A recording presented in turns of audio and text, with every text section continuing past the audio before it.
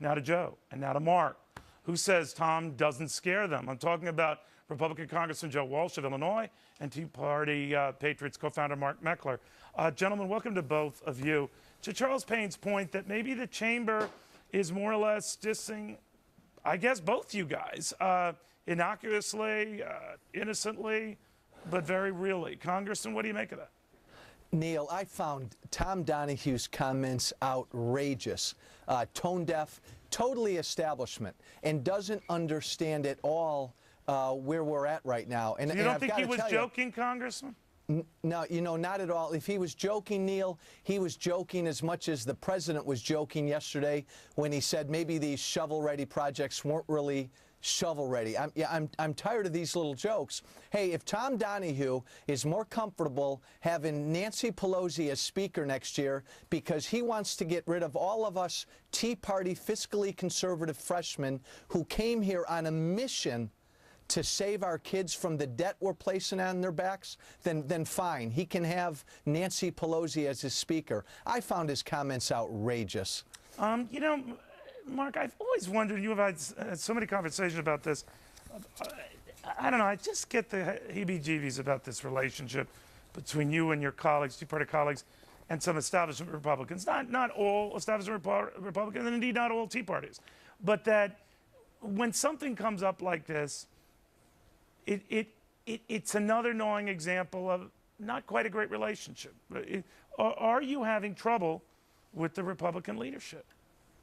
Well, of course, and it's exactly what we expected, Neil. We didn't come to Washington to make friends with the Washington establishment, which is exactly what Tom Donahue is. He's completely out of touch with the American people.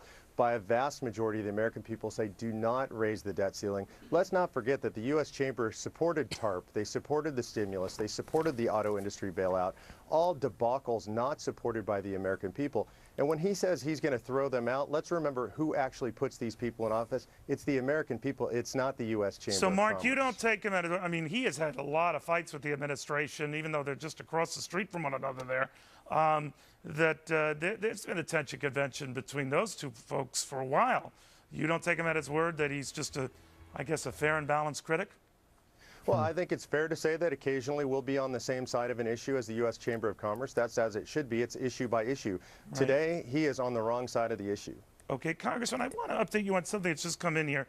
Paul Ryan, your House Budget Committee chief, says he wants Standard & Poor's, these are the ratings folks, to discuss the quality of U.S. government credit with his panel just as this deadline nears on the U.S. debt limit.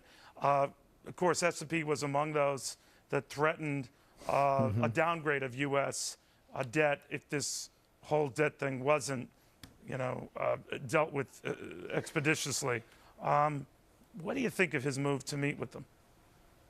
Well, I think it's a good move, Neil. I'd like this to be public. I think it's important for the public to hear where Standard & Poor's is at and why they are so concerned about the fiscal condition in this country.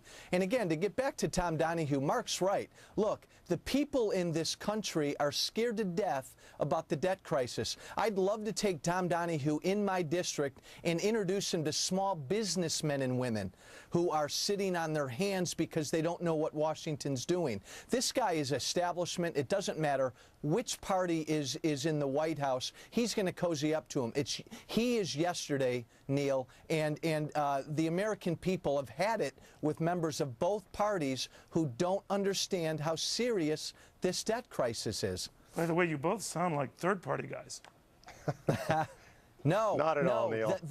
Mark will tell you, the Tea Party movement has put their faith in this Republican Party one last time to deliver. And if we don't deliver right now, who knows what's going to happen? Gentlemen, thank you both for so much breaking news here. We do appreciate you taking the time.